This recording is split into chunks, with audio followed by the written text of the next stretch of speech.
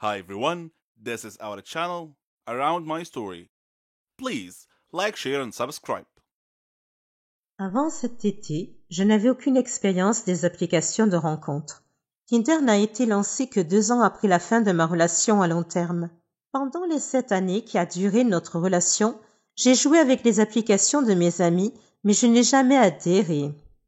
Me retrouvant soudainement célibataire au début de l'été et ayant désespérément besoin de distraction, j'ai plongé la tête la première dans la piscine des rencontres en ligne. J'ai commencé avec Tinder parce que ma ville est trop petite pour autre chose et que mon cœur, froid et mort, voulait des rencontres occasionnelles. Rien de sérieux. C'est le but de Tinder. Tinder a répondu à la plupart de mes attentes. J'ai eu une poignée de rendez-vous, j'ai rencontré des gars cool et d'autres pas si cool. Et j'ai traîné avec quelques personnes vraiment intéressantes, comme un DJ radio qui gère une entreprise de mariage à côté. Ce que je n'attendais pas de Tinder, cependant, c'est que la plupart de ces interactions ont commencé à me faire sentir bien dans ma peau. Je veux dire, vraiment bien dans ma peau. Comme toutes les femmes du monde, je n'ai jamais été satisfaite de mon corps. Je fais du 44, je suis étiquetée grande taille et j'ai porté des lunettes par intermittence toute ma vie. Lorsque je sors avec mes amis, je ne suis jamais la fille que l'on drague, avec qui on flirte. Depuis que j'ai atteint la puberté et que j'ai pris conscience de la différence entre ce qui est attirant et ce qui ne l'est pas, j'ai toujours pensé que je jouais le rôle de la grosse amie, qui se contente de rester assise et de sourire. Bien sûr, j'ai eu des petits amis, mais ils ont toujours été mes amis avant tout. Alors quand ils me disaient « tu es magnifique », ce que j'entendais c'était « je t'ai trouvé magnifique seulement après avoir appris à te connaître ». Je n'ai pas tout de suite pensé que tu étais jolie. Je sais que le fait que quelqu'un soit attiré par votre personnalité est plus important que le fait qu'il pense que vous êtes mignonne, mais je ne détesterai pas qu'un seul gars qui ne me connaît pas du tout me dise que je suis attirante. Les amis, la famille et les petits amis, je ne les crois pas, mais un parfait inconnu, cette personne, je pourrais bien l'écouter. Cela nous ramène à Tinder. D'une de mes premières nuits d'utilisation de l'application, un ami et moi étions assis sur ma terrasse et décidions sur qui se matcher. À chaque fois que nous disions « cela se match », nous rions et regardions un peu plus les profils des gars. Après la 3e correspondance, j'ai dit « ces types me jugent juste sur mon apparence, non ?» Mon ami a hoché la tête. « Donc ils ne font que se matcher parce qu'ils me trouvent mignonne ? Ou est-ce qu'ils swappent toutes les filles ?» Nous en avons conclu qu'il était évident que certains des gars swipaient sur chaque fille, mais que les chances que chaque gars fasse ça étaient minces. On a glissé un peu plus.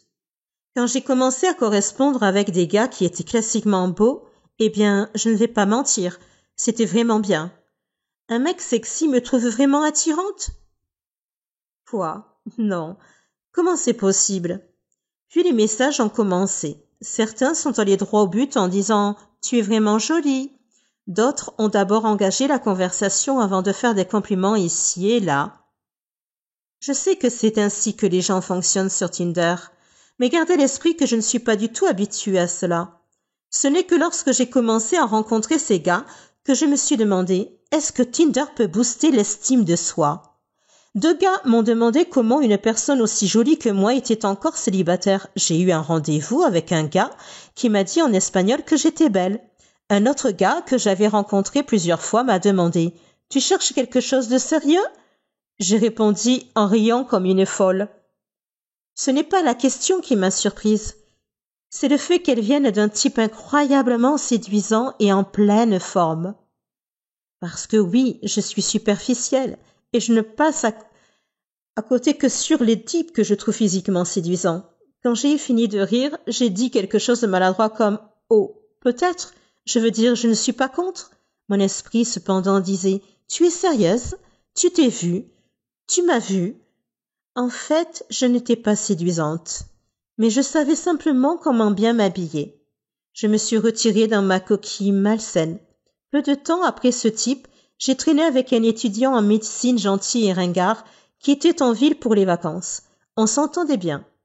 Le lendemain, lorsque nous nous sommes retrouvés, il semblait choqué que je sois sortie une 2e fois avec lui. Il n'arrêtait pas de répéter « Tu es si belle !» Je n'ai jamais l'occasion de faire des choses comme ça.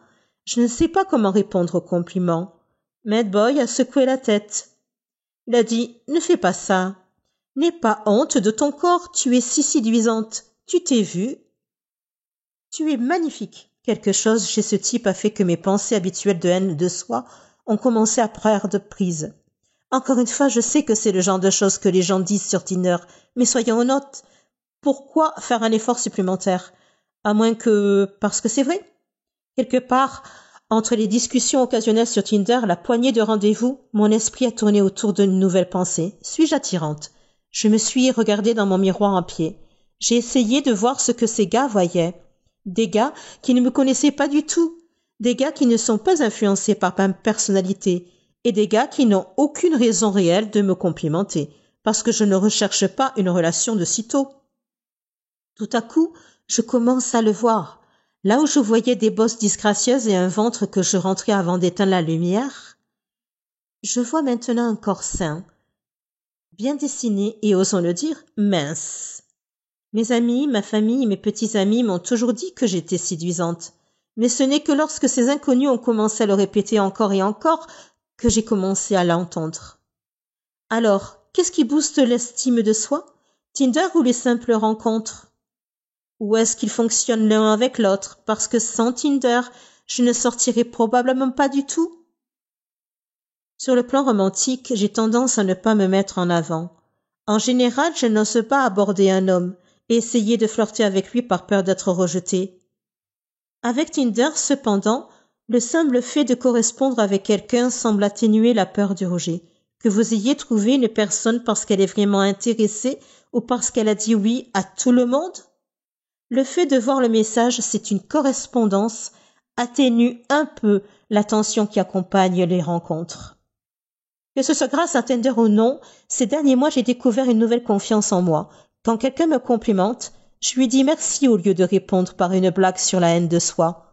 Lorsque je rencontre quelqu'un pour la première fois, je m'efforce d'être aussi bavarde et sarcastique que d'habitude, au lieu d'être timide et silencieuse. J'ai flirté avec des hommes et j'ai même donné mon numéro à un musicien au hasard. Pour une fois dans ma vie, j'ai l'impression d'être quelqu'un qui vaut la peine d'être fréquenté, plutôt que de craindre que ma moitié soit trop bien pour moi. Est-ce que Tinder m'a donné cette confiance en moi? Ou est-ce que je deviens simplement plus vieille ou sage? Je n'en suis pas sûre, mais ce que je sais, c'est que je ne vais pas arrêter les rencontres en ligne de sitôt. Il y a beaucoup de raisons de détester quelqu'un. Peut-être qu'il vous a fait du mal, peut-être qu'il est grossier ou qu'il vous a blessé. Il y a beaucoup de raisons. Mais détester quelqu'un parce qu'il a plus de succès, au point de vouloir le tuer, c'est un peu tordu à mon avis. Je m'appelle Célina. J'ai 17 ans. Ma mère est une chef cuisinière très célèbre. Elle a même sa propre émission de cuisine que beaucoup de gens regardent dans tout le pays. Elle est douée et très créative. Elle a aussi une grande personnalité. Elle s'est occupée de nous toute seule après la mort de mon père dans un accident d'avion. Tout a commencé en cuisinant le plat préféré de ses voisins. Maintenant, elle est connue dans tout le pays. Elle a été invitée dans plusieurs émissions de télévision où elle a raconté son histoire inspirante. Je suis tellement fière de ma mère. Tout ce que nous avons aujourd'hui, c'est grâce à elle. Tout le monde l'aimait. Enfin, tout le monde sauf Katrina. Katrina était la chef vedette avant qu'il ne laisse ma mère diriger l'émission de cuisine, malgré ses talents de cuisinière qui ont fait perdre énormément d'argent à l'émission. Le meilleur mot que je puisse trouver pour la décrire est un serpent rampant. Sa jalousie et son mépris envers ma mère sont insupportables. J'ai toujours eu l'impression qu'elle complotait contre ma mère. Ce qui est un peu ridicule, mais je n'ai pas pu m'en empêcher. De temps en temps, je disais à ma mère de faire attention et de se méfier de Katrina. Mais elle me disait toujours que tout allait bien, que même si Katrina ne l'aimait pas, rien n'allait se passer. Alors je souriais, un peu nerveuse et un peu inquiète. Je ne pouvais pas savoir qu'elle serait bientôt confrontée au danger. C'était le jour de Thanksgiving. Maman faisait toujours une sorte de gâteau spécial que nous aimions tous dans l'émission pour que les gens puissent l'essayer à la maison. Ce jour-là, maman avait préparé le gâteau. Tout ce qu'elle avait à faire était de le couper devant le public. Nous avons donc ramené le gâteau de la maison au studio, puis nous l'avons donné à l'équipe des accessoires pour qu'ils le préparent, et le programme a commencé. J'étais parmi le public dans le studio. Ma mère était en pleine forme, préparant une recette après l'autre. Jusqu'au moment où le gâteau est arrivé. Ma mère était en train d'expliquer au public, et j'ai entendu un tic-tac. Je ne savais pas d'où il venait, mais il devenait de plus en plus fort. Ma mère parlait toujours au public, quand j'ai soudain réalisé que le gâteau était la source du tic-tac. Je me suis levée et sans réfléchir, j'ai crié « Maman, attention !» Maman m'a regardée, et j'ai montré le gâteau. Et avant que je puisse dire quelque chose de plus, le gâteau a explosé. Heureusement, maman n'était pas dans la trajectoire de l'explosion. Après cela, le programme s'est arrêté. Ils ont appelé le type qui nous avait pris le gâteau à notre arrivée. Ils l'ont questionné. Il a dit qu'une femme l'avait porté dans le studio et l'a décrit. Ils ont cherché la femme dans tout le studio. Mais tout ce qu'ils ont trouvé, c'est une perruque et une paire de lunettes dans la loge. Alors ils ont vérifié les caméras de sécurité et ont découvert ce qui s'était passé. Katrina s'était déguisée et avait échangé le gâteau. La police a dit qu'elle chercherait jusqu'à ce qu'elle la trouve. Et j'étais heureuse que ma mère soit en sécurité, mais je n'oublierai jamais ce qui s'est passé ce jour-là aussi longtemps que je vivrai. Nous souhaitons tous vivre un conte de fées, quelque chose qui sort tout droit de nos rêves. Malheureusement, ce n'est pas toujours le cas. Certaines histoires doivent être laissées dans l'obscurité, là où elles doivent être jamais piétinées, jamais entendues. La mienne est une de ces histoires. Je m'appelle Amanda. J'ai 19 ans. Je vis avec mon père et mes 3 sœurs dans le sous-sol. Oui, vous m'avez entendu, le sous-sol, pour nous protéger des envahisseurs extraterrestres. Je ne suis pas folle, c'est vrai. Et le plus étrange reste à venir. Mon père travaille dans un centre de recherche scientifique. Et pour une raison inconnue, ils l'ont viré. Maintenant, il gère une petite bibliothèque. Le salaire n'est vraiment pas très élevé, mais c'est plus que suffisant. Quant à ma mère, elle est morte mystérieusement. Un jour, elle est rentrée tard du travail. Et quand papa est rentré, et que nous lui avons dit qu'elle n'était pas encore arrivée, il a appelé la police. Ils l'ont cherché partout, et ont finalement trouvé son corps dans la rivière. Il était déjà trop tard. Le coupable était inconnu. Il n'y avait aucun indice, aucune trace de quoi que ce soit.